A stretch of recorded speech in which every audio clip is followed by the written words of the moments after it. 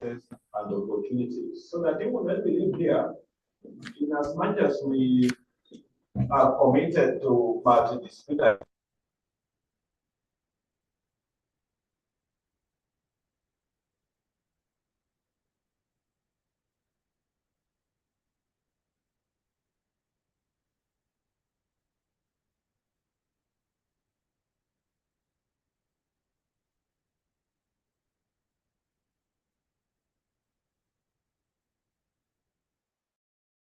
weaknesses, but they could give us opportunities that we may need to consider, bearing in mind that what we are interested in is quality and something that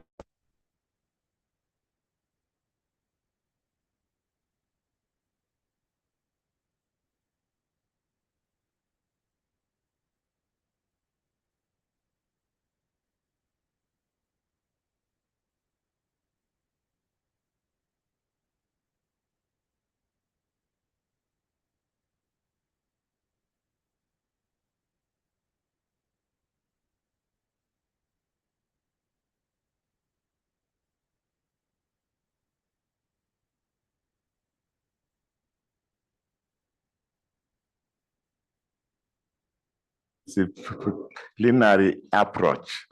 I think we go back to the behavioral school. Yeah, because actually, the behavioral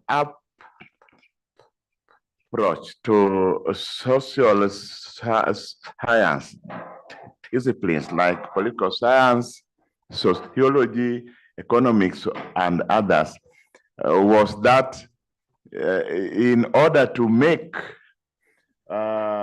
social science studies more scientific, you need a multidisciplinary approach.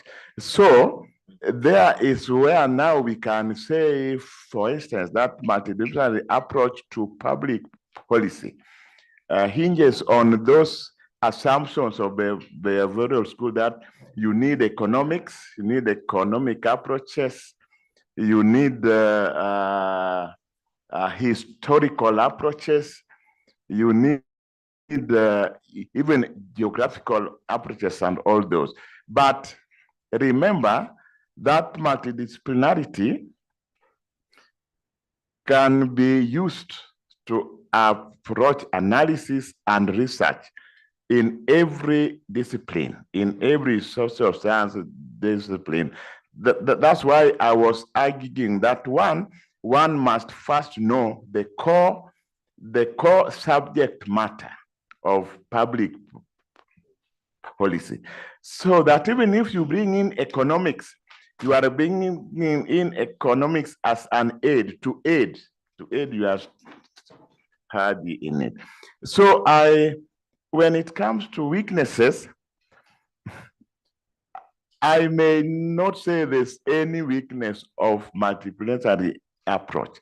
That multidisciplinary approach is very useful, and that we cannot ignore it at all. Now, if you talk about weakness would come in when somebody ignores the core assumptions, the core subject matter in public policy, and then discusses the issue, the subject matter, researching on the subject matter as if it is not public policy. You remember, Chairman, that is why in many of our departmental meetings where we are discussing proposals, you remember sometimes we ask a student that, there's some multidisciplinarity going yeah, that can't this study, why don't you carry out this study in the Department of Economics? Why don't you carry out this study in the Department of Sociology? We ask them because when we look at their literature review, their hypotheses, their theories, and all the rest, there's no public policy in it. Yeah, so I think that's the Yeah, my statements may be a little bit very vague, but I think that is how I would.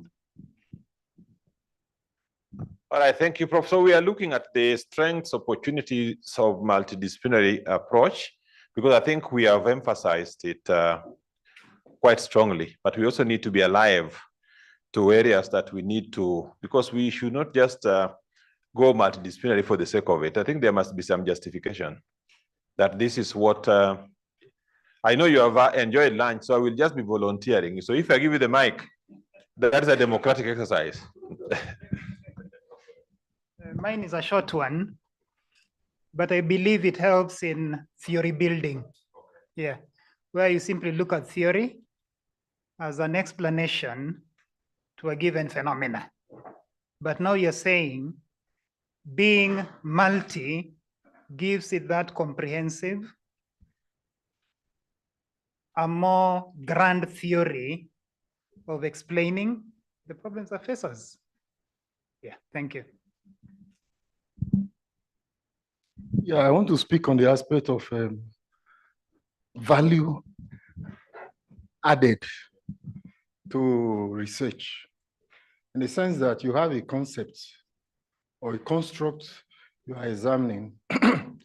It is a single construct, but people from different disciplines are coming to see the same stimulus, but they'll be seeing it from different perspectives. By the time you harmonize the ideas together, you will end up having a quality output.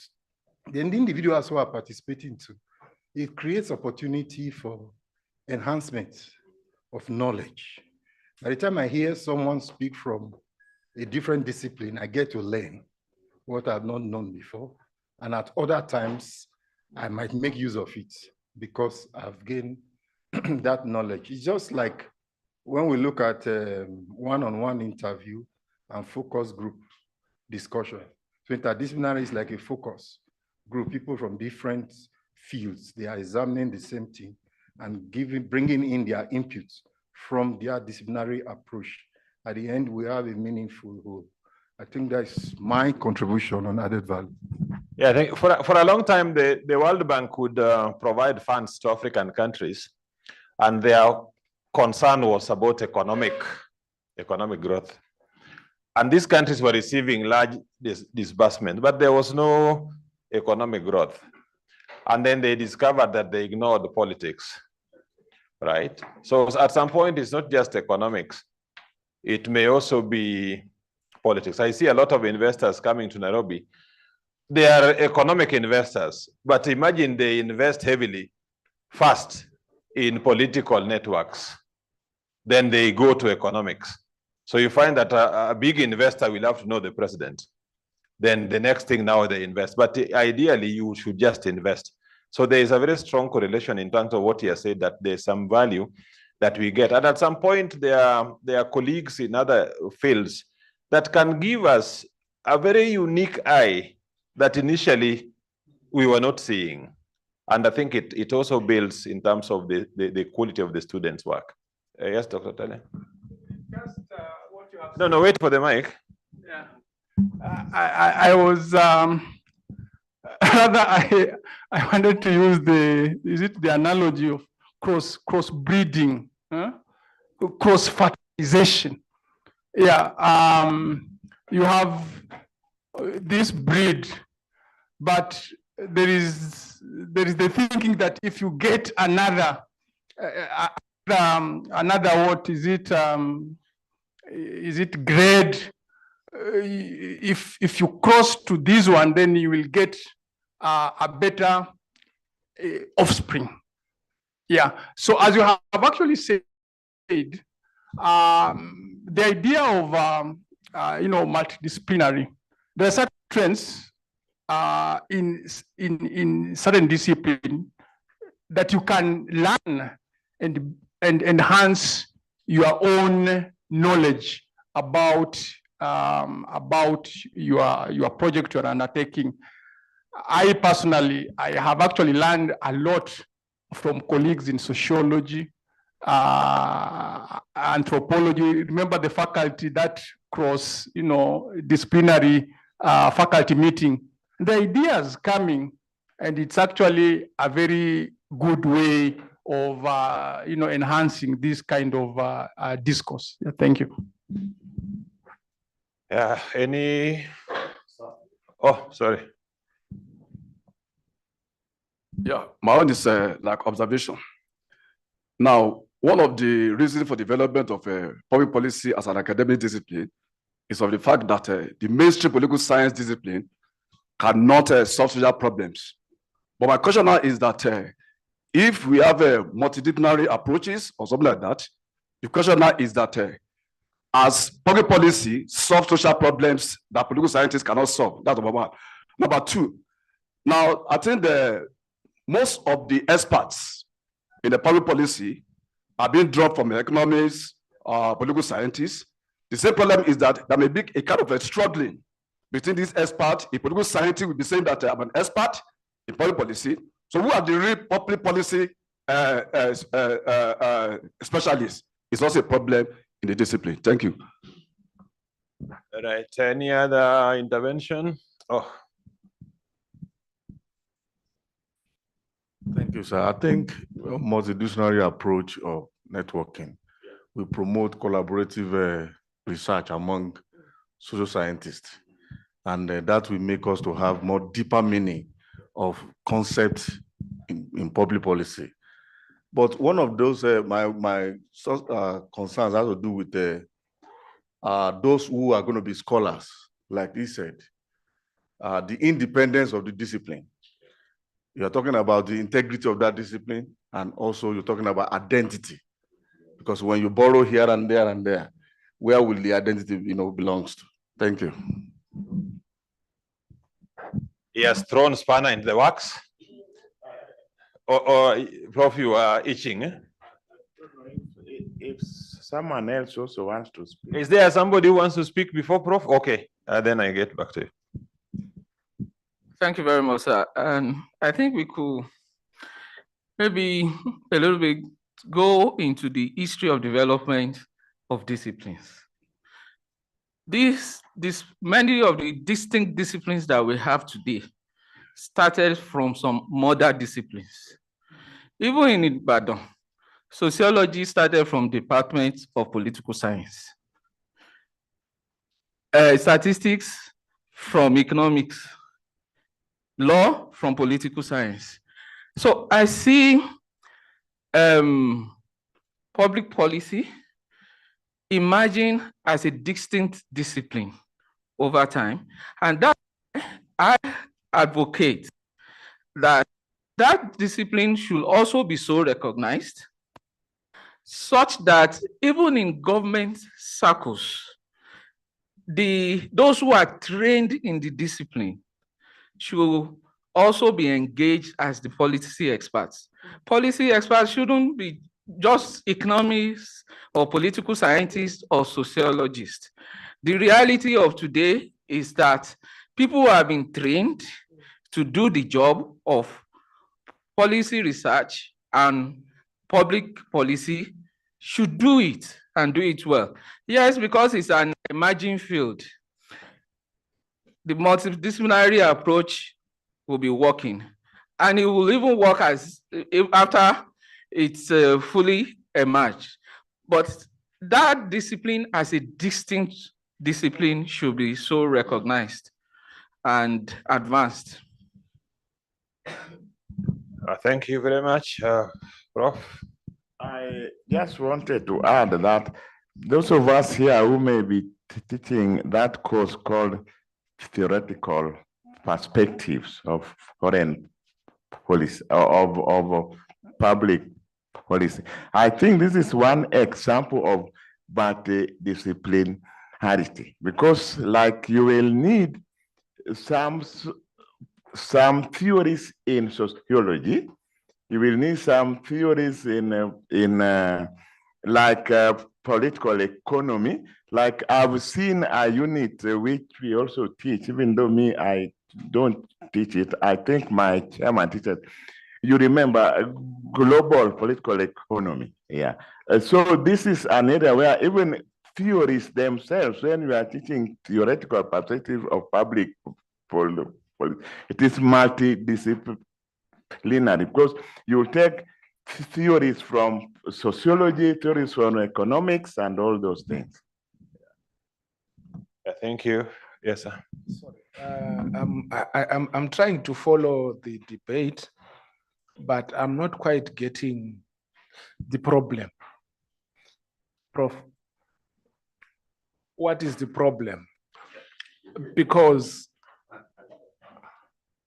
public policy, public administration, from birth, as Prof is saying, they are multidisciplinary. And there is no other perspective that then you can use. That's how they are.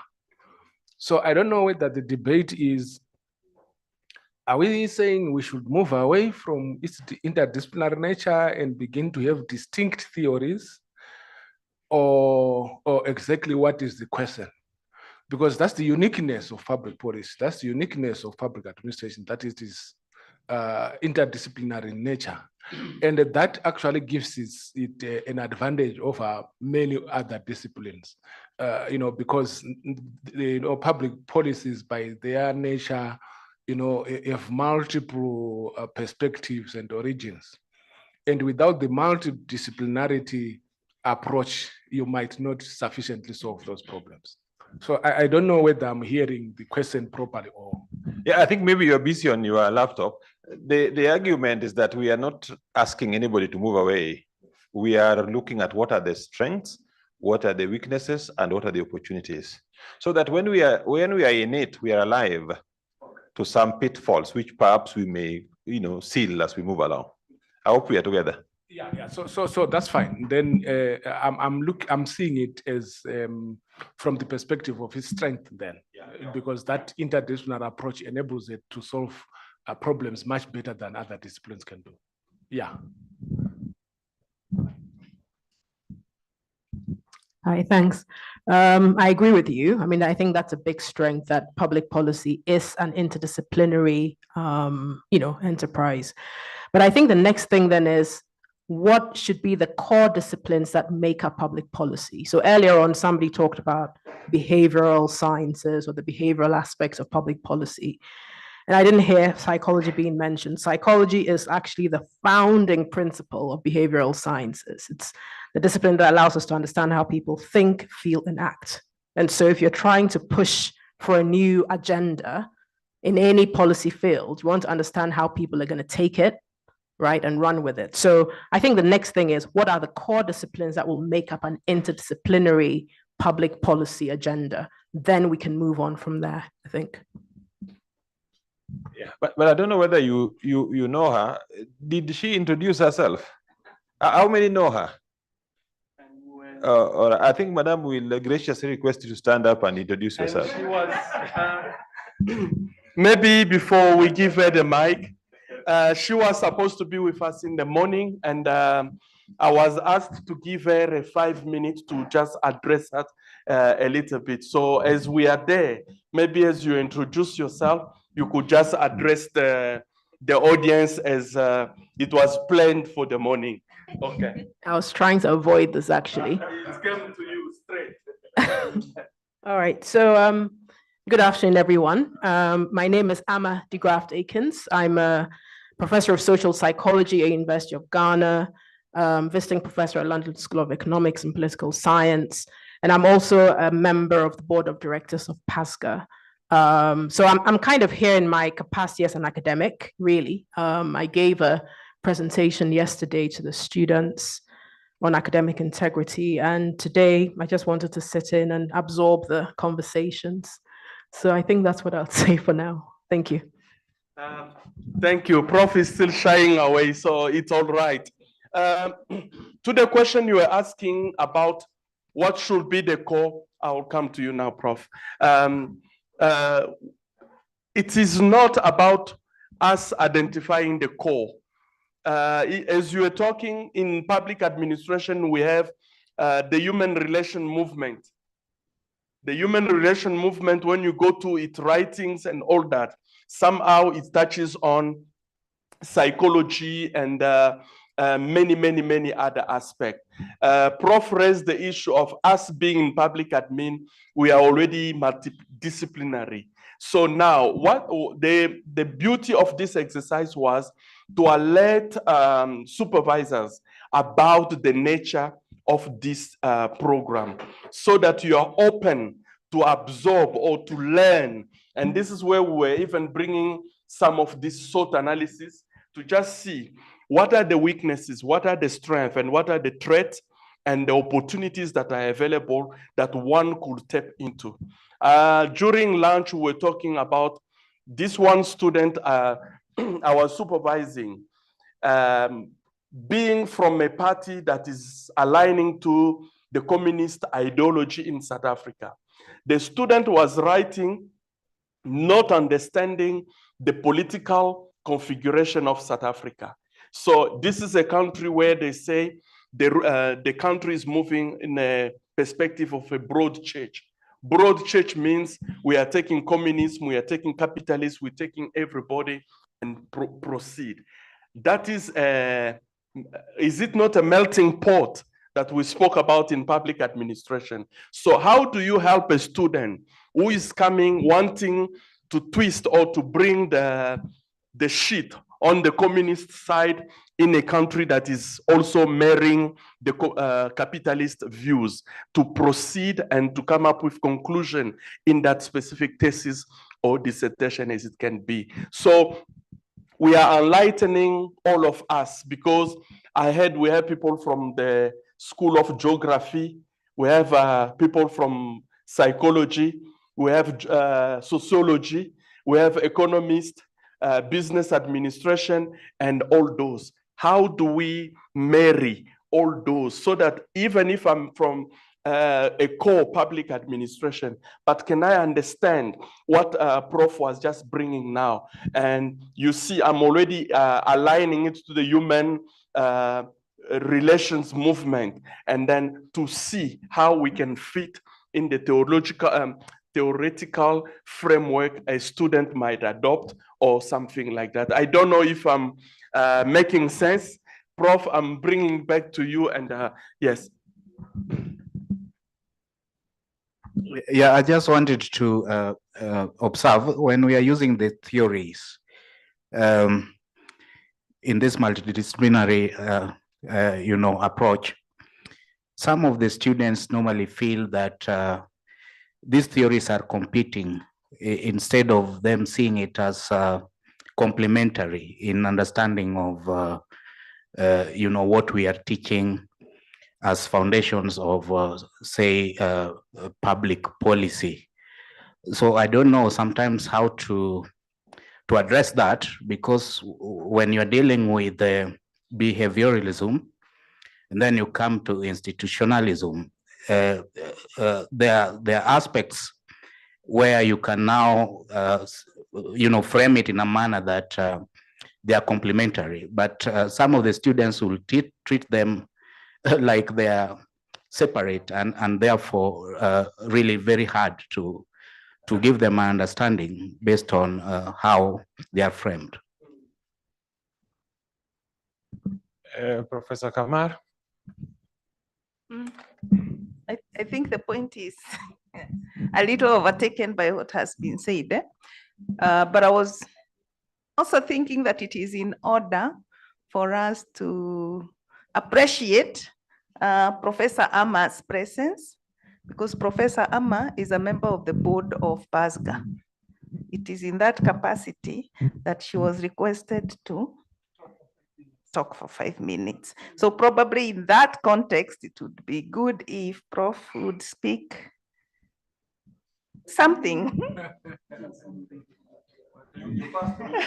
Oh, sorry. Yeah, I think we need to learn manners of democracy, that you refer to the source. I think we gave her time, and as we wind up, we'll allow her. Let her also digest what we are saying. Let her listen in. Then as we are soon wrapping up, because I've been informed that after here, we have some 20 minutes break. And to improve your temperature, tea will be available. Then after that, then you go to Savo. I think now your geography is clear. You know where Savo is. Yeah, you don't go back to hostels where you slept. Go to Savo after temperature building. So who else then I invite her to make a comment? All right, please.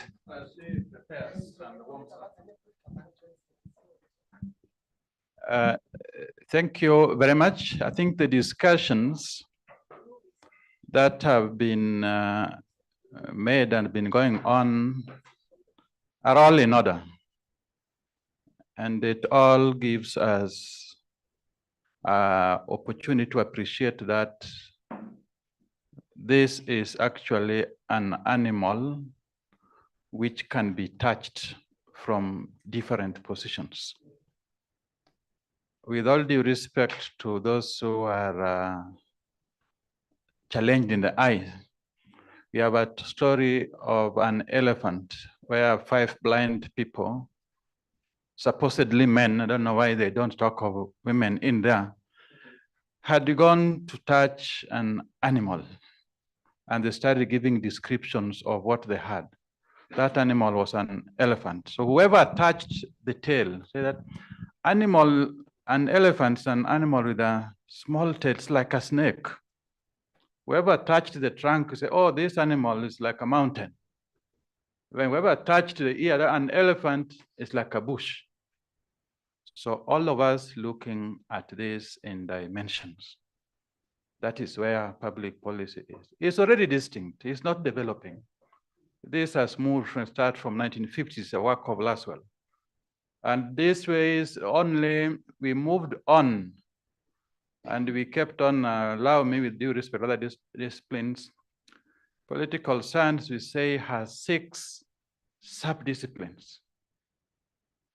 And one of them is public administration. And public administration gave birth to public policy. So we say public policy is a grandson of political science. You know, in some areas, patriarchal homes, when a young man has become now of age, he sets up his home. So public policy set up home, Kitambo. Now it is distinct. We now don't go to their father's home, but to their home. But in terms of the institutions, call it differently, others public policy and management, others public administration and that. So it's no longer there because departments will be created for various reasons, sometimes just a governance matter, not because of disciplinary.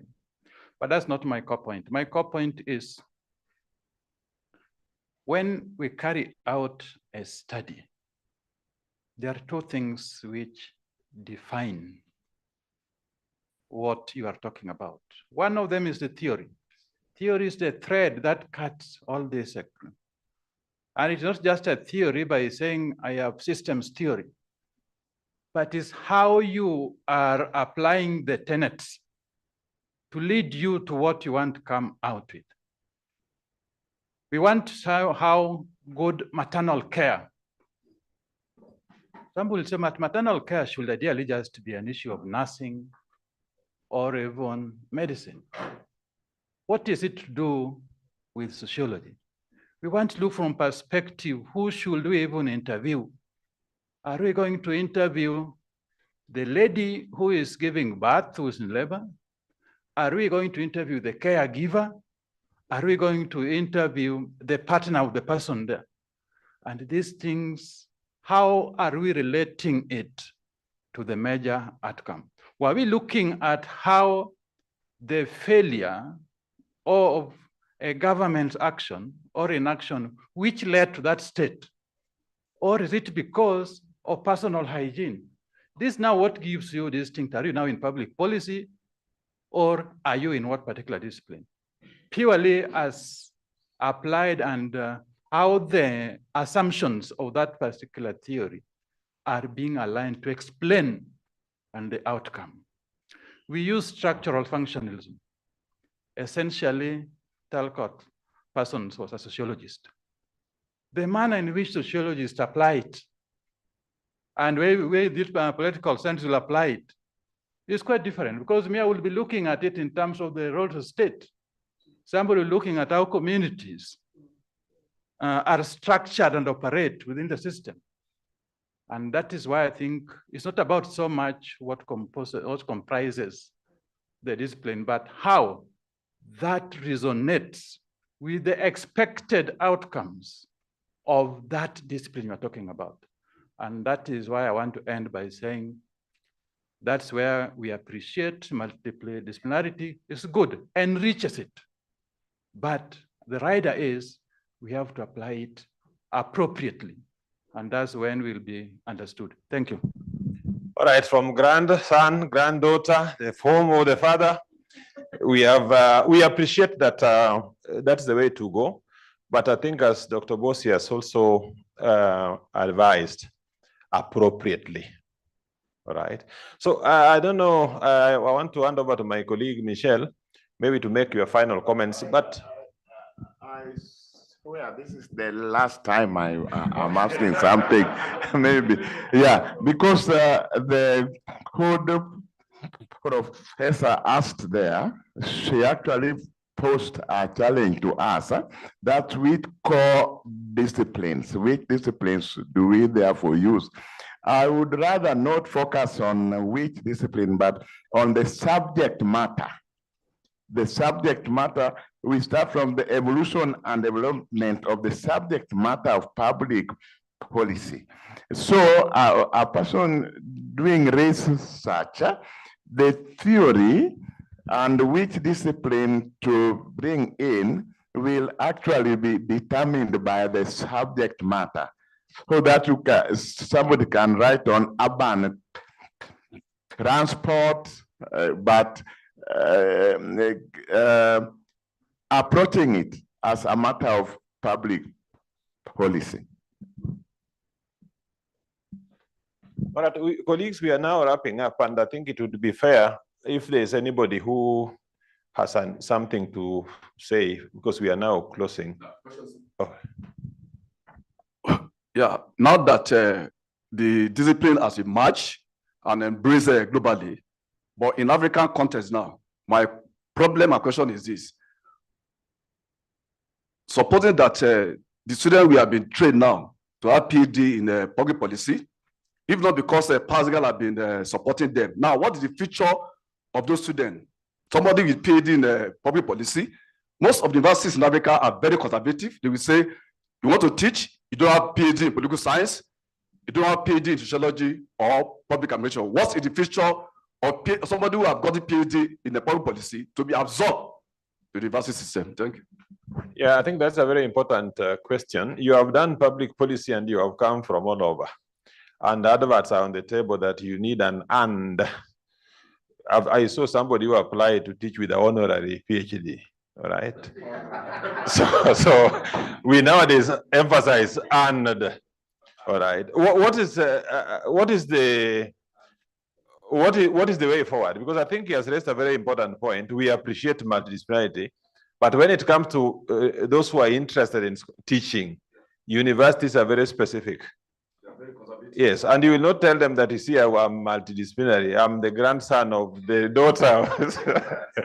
Yeah, so I think that's a discussion we may have as our temperature. Yeah, Professor, allow me just to make a comment. I admire your humility. I didn't know that you are that big.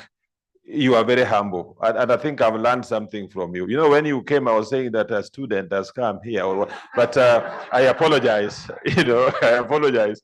And I love your humility. You didn't disrupt us, you know, that have arrived. So please let me speak. You have been very humble. And Prof, I also appreciate you that you have identified that he needs to get a chance to speak, which I hereby comply with.